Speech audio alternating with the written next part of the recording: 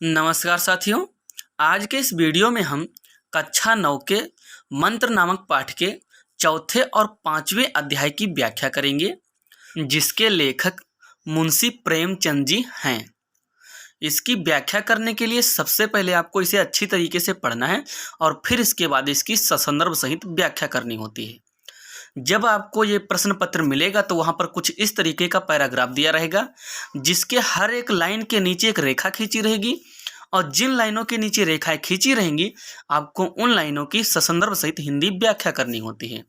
तो सबसे पहले आपको इसको अच्छी तरीके से पढ़ना है और फिर इसके नीचे इसी पैराग्राफ से आपको 1, 2, 3 पॉइंट करके इसमें से 3 पॉइंट पूछे जाएंगे। जो पहले में होगा संदर्भ लिखना, दूसरे में रेखांकित अंश की व्याख्या और तीसरे पॉइंट में एक इसी पैराग्राफ से प्रश्न आएगा। जिन तीनों के उत्तर आपको अपनी उत्तर पुस्तिका में लिखने होते हैं और जिसके लिए आपको 4 नंबर दिए जाते हैं। याद रहे, सबसे पहले इसको आपको अच्छी तरीके से पढ़ना है और फिर इसके बाद आपको इसकी संदर्भ सहित व्याख्या करना है। अभी हम इसको पढ़ेंगे और फिर इसके बाद आपको हम छोटी स्क्रीन पे दिखाएंगे कि आपके प्रश्न पत्र में किस तरीके का ये प्रश्न आएगा, जिसकी आपको ससंदर्भ सहित व्याख्या करनी है।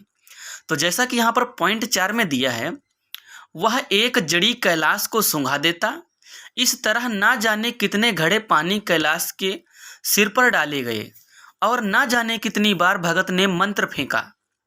आखिर जब उषा ने अपनी लाल लाल आंखें खोली तो कैलाश की भी लाल लाल आंखें खुल गईं।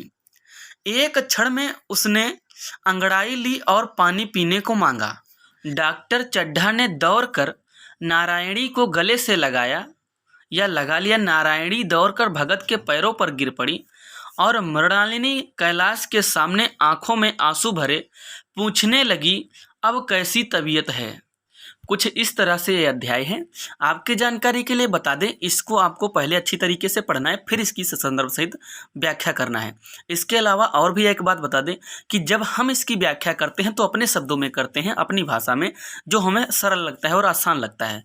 जब आपको व्याख्या करनी होती है तो आप इसे याद रख लीजिए। जरूरी नहीं कि यही शब्द उसमें यूज किए जाएं, लेकिन इसका जो मतलब होता है तो आपको जो व्याख्या करनी है उसका भी वही मतलब होना चाहिए। कहने का मतलब ये है कि जब आप इन्हीं लाइनों की तरह याद करते हैं तो आपको कठिनाई होती है याद करने में, लेकिन जब आप अपनी भाषा में कहानी की तरीके से याद करते हैं तो वहाँ पर शब्दों को आगे पीछे करके लिख सकते हैं, लेकिन मतलब एक ही होना चाहिए। तो आपको जल्दी अच्छी तरीके से याद हो जाएगा और आप अच्छी तरह से वहाँ पर व्याख्या कर पाएंगे। तो जैसा कि यहाँ पर आप देख सकते हैं, हमने छोटा करके यहाँ पर दिखा दिया है। पॉइंट 1 में पूछ रहा है उपर्युक्त गद्यांश का संदर्भ लिखिए। पॉइंट 2 में रेखांकित अंशों की व्याख्या कीजिए और पॉइंट 3 में पूछ रहा है आंखें खुलते ही अंगड़ाई लेते हुए कैलाश ने क्या मांगा।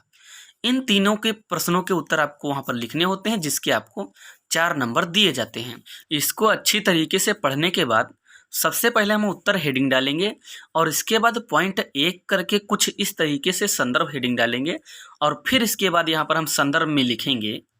यहाँ पर लिखेंगे प्रस्तुत गद्यांश हमारी पाठ्य पुस्तक हिंदी के गद्य खंड में संकलित या हिंदी गद्य में संकलित एवं मुंशी प्रेमचंद्र द्वारा लिखित मंत्र नामक कहानी से अवतरित है। ये हो गया हमारा पहला तरीका संदर्भ लिखने का, जो वहाँ पर पूछ रहा था संदर्भ लिखिए। कभी कभी होता क्या है कि प्रश्न 1 में जो पॉइंट 1 का प्रश्न है उसमें पूछा जाता है कि प्रस्तुत गद्यांश के पाठ और लेखक का नाम लिखिए, ये पूछ लिया जाता है। तो वहाँ पर आपको टेंशन नहीं लेनी है, संदर्भ वहाँ पर भी ऐसे ही लिखना है, लेकिन संदर्भ के साथ साथ आपको 2 लाइनें और जोड़ देनी होती हैं। जैसे कि यहाँ पर हमने लिखा प्रस्तुत गद्यांश हमारी पाठ्य पुस्तक हिंदी के गद्य में संकलित एवं मुंशी प्रेमचंद्र द्वारा लिखित मंत्र नामक कहानी से अवतरित है। इसके साथ ही हम लिख देंगे अथवा लिखित पाठ का नाम मंत्र व लेखक का नाम मुंशी प्रेमचंद जी है। ये 2 लाइनें आप वहाँ पर जोड़ देंगे तो आप जिस तरीके से वहाँ पर पूछ रहा था कि गद्यांश के पाठ और लेखक का नाम लिखे, तो आपका नीचे वो भी हो जाएगा। अतः इसके साथ साथ हमने यहाँ पर 2 लाइनें और भी लिख दी हैं। ये लाइनें हैं प्रस्तुत गद्यांश में लेखक ने विरोधी घटनाओं, परिस्थितियों और भावनाओं का चित्रण करके कर्तव्य बोध का मार्ग समझाया है। ये जो लाइनें हैं ये हमारा प्रसंग का काम करती हैं। यहाँ पर भी आपको एक बात ध्यान रहे कि ये गद्यांश है, इसमें आप प्रसंग नहीं डाल सकते, इसलिए आपको बिना प्रसंग हेडिंग डाले यहाँ पर प्रसंग भी लिखना होता है। तो हम लाइन छोड़ के ये लाइन लिख देंगे, प्रस्तुत गद्यांश में लेखक ने विरोधी घटनाओं की परिस्थितियों और भावनाओं का चित्रण करके कर्तव्य बोध का मार्ग समझाया है। तो ये जो लाइनें जब कॉपी चेक करने वाला पढ़ेगा तो उसको पता चल जाएगा कि आपको इसकी व्याख्या अच्छी तरीके से पता है और वो आपकी व्याख्या पर ज़्यादा ध्यान नहीं देगा, तो आप वहाँ पर व्याख्या में बच जाएंगे। और व्याख्या करना ही कठिन होता है, बाकी तो सब आसान ही होता है। इसलिए आपको यहाँ पर अच्छी तरीके से संदर्भ को लिखना है और फिर इसके बाद अगली हेडिंग डालना है पॉइंट 2 करके रेखांकित अंशों की व्याख्या या रेखांकित अंश की व्याख्या। यहाँ पर हम कुछ इस तरीके से हेडिंग डालेंगे, रेखांकित अंश की व्याख्या, और इसके बाद यहाँ पर हम लिखेंगे बूढ़े भगत ने कैलाश को जड़ी सुंघाया और इसके बाद उसके सर पर घड़े भर भर के या भर भर पानी डाला गया। बूढ़े भगत ने इस बीच कई बार उस पर मंत्र फेंका। काफी समय बाद जब उषा ने कैलाश को देखने के लिए अपनी लाल लाल आंखें खोली तो उसी समय अचानक कैलाश की भी लाल लाल आंखें खुल गईं। अंगड़ाई लेते हुए कैलाश ने पीने के लिए पानी मांगा तो इतना सुनते ही डॉक्टर चड्ढा ने नारायणी को प्रसन्नता के आवेश में दौड़कर गले लगा लिया। नारायणी कृतज्ञ भाव से भरकर तुरंत ही भगत के पैरों पर गिर पड़ी। मृणालिनी आंखों में आंसू भरकर कैलाश से पूछने लगी, अब तुम्हारी कैसी तबीयत है। अतः इन्हीं लाइनों के साथ साथ इस अध्याय के रेखांकित अंशों की व्याख्या समाप्त होती है। याद रहे आपको व्याख्या सुनना है 2-3 बार और वो आसानी से याद हो जाएगी। होता क्या है कि जब हम देख देख के याद करते हैं तो हमें जल्दी याद नहीं होता, लेकिन अगर आप बिना देखे सुनेंगे तो आपको कहानी की तरह अच्छे से याद हो जाएगा। और इसमें मैंने पहले ही बोला कि ज़रूरी नहीं है कि ये जो लाइनों के शब्द हैं ये इसी लाइन से लिखे जाएं, ये आगे पीछे करके भी लिखे जा सकते हैं, लेकिन कहने का मतलब एक ही होना चाहिए और लाइन में पढ़ने में भी आसानी होना चाहिए। और ऐसा भी नहीं कि पीछे की घटना पहले लिख दें और पीछे की घटना बाद में लिखें। याद रहे इन शब्दों की पर्यायवाची आपको बदलना है और अर्थ नहीं बदलना है, ठीक है। तो इसके बाद हमारा आता है अगला पॉइंट तीसरा। यहाँ पर पॉइंट 3 के प्रश्न में हमसे पूछा गया था कि आंखें खुलते ही कैलाश ने अंगड़ाई लेते हुए क्या मांगा। तो इसके जवाब में आपको यहाँ पर पॉइंट 3 डालना है और इसमें लिखना है आंखें खुलते ही कैलाश ने अंगड़ाई लेते हुए पानी मांगा। ये हो गया हमारा तीसरे पॉइंट का उत्तर। तो अब इस चौथे अध्याय का संदर्भ, व्याख्या और तीसरे पॉइंट का प्रश्न बोले तो 1, 2, तीनों पॉइंट के उत्तर हमने यहाँ पर अच्छी तरीके से लिखवा दिए। अतः उम्मीद करता हूँ ये अध्याय की व्याख्या आपको अच्छी तरीके से समझ में आई होगी। इसके बाद आता है हमारा अध्याय नंबर 5। अध्याय नंबर 5 जानने के पहले आपसे एक रिक्वेस्ट है कि आप हमारे वीडियो को लाइक कर दीजिए, हो सके तो अपने दोस्तों के साथ शेयर कीजिए और चैनल को सब्सक्राइब कर दीजिए। तो जैसा कि यहाँ पर पॉइंट 5 करके कुछ इस तरीके का ये पैराग्राफ है जिसकी हमें पहले की तरह हिंदी व्याख्या करनी है। इसकी व्याख्या करने के पहले हम आपकी जानकारी के लिए बता दें, ये जो लाइनें लिखी हुई हैं तो जब आपको प्रश्न पत्र मिलेगा तो वहाँ पर हर एक लाइन के नीचे एक रेखा खींची रहेगी लंबी लंबी, और जिस लाइन के नीचे रेखा खींची रहेगी हमें उन्हीं लाइनों की संदर्भ सहित उनकी हिंदी व्याख्या करनी होती है। जब आपको प्रश्न पत्र मिलेगा तो आपको कुछ इस तरीके का वहाँ पर लाइन खींचा हुआ पैराग्राफ मिलेगा और उसके ठीक नीचे 1, 2, 3 पॉइंट करके उसी में से प्रश्न करके 1, 2, 3 पॉइंट के प्रश्न पूछे जाएंगे और जिन प्रश्नों के आपको उत्तर अपनी उत्तर पुस्तिका में लिखना होता है। ये पैराग्राफ को हम पहले पढ़ेंगे और फिर इसके बाद हम आपको स्क्रीन छोटी करके दिखाएंगे कि वहाँ पर जो प्रश्न पूछे जाएंगे इस पैराग्राफ के साथ वो किस तरीके से होंगे। तो जैसा कि यहाँ पर पॉइंट 5 में दिया है, रात को मैंने नहीं पहचाना पर जरा साफ हो जाने पर पहचान गया। एक बार यह एक मरीज को लेकर आया था। मुझे अब याद आता है कि मैं खेलने जा रहा था और मरीज को देखने से इनकार कर दिया था। आज उस दिन की बात याद करके मुझे जितनी ग्लानि हो रही है उसे प्रकट नहीं कर सकता। मैं उसे खोज निकालूंगा और पैरों पर गिरकर अपना अपराध क्षमा कराऊंगा। वह कुछ लेगा नहीं यह जानता हूँ। उसका जन्म यश की वर्षा करने के लिए ही हुआ है। उसकी सज्जनता ने मुझे ऐसा आदर्श दिखा दिया है जो अवे से जीवन पर्यंत मेरे सामने रहेगा। जैसा कि आप देख सकते हैं कुछ इस तरीके का ये पैराग्राफ है। अभी आप जिस तरीके से स्क्रीन बोर्ड पे देख रहे हैं ठीक इसी तरीके से आपको वहाँ पर प्रश्न पत्र में मिलेगा और इन जो लाइनें लिखी हैं इन हर एक लाइन के नीचे वहाँ पर रेखा खींची रहेगी। जिन लाइनों के नीचे रेखाएं खींची रहेंगी आपको उन लाइनों की संदर्भ सहित हिंदी व्याख्या करनी है।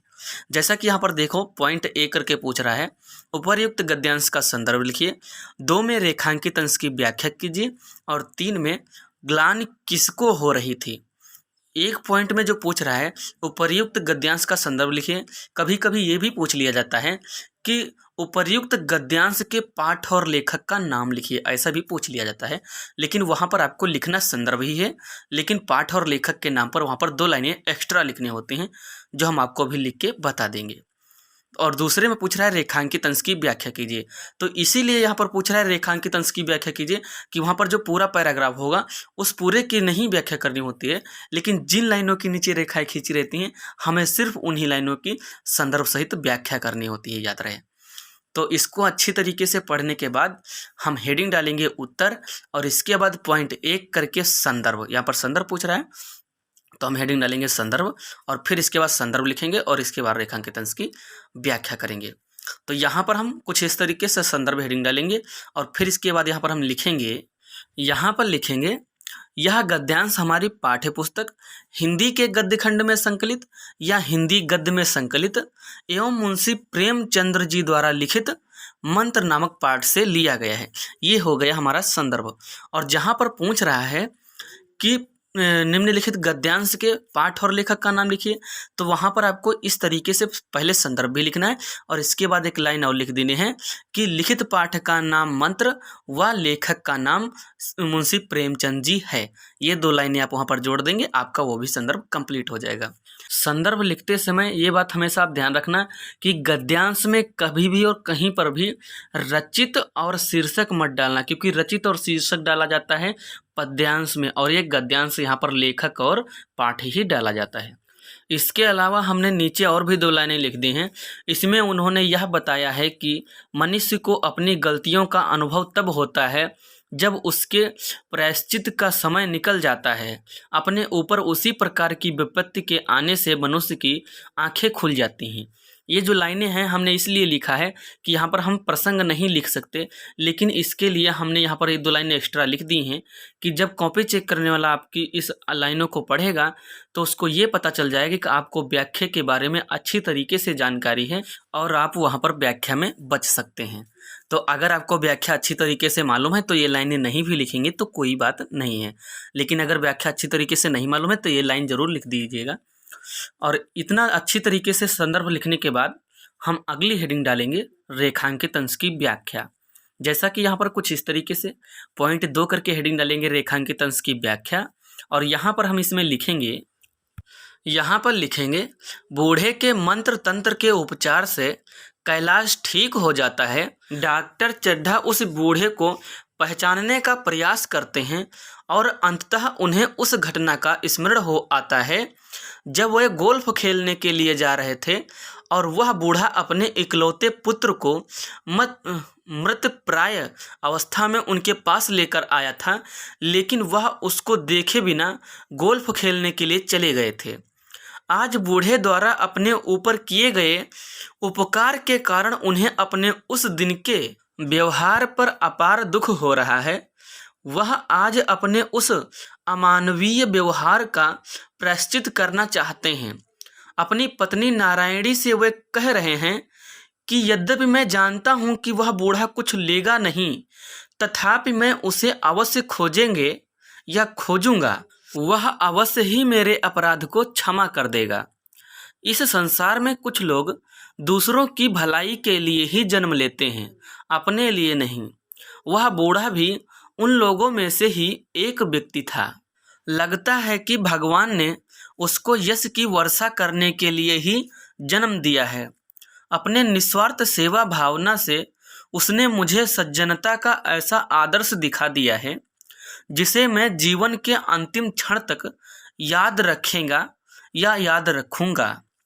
अतः इन्हीं लाइनों के साथ साथ इस अध्याय की व्याख्या समाप्त होती है।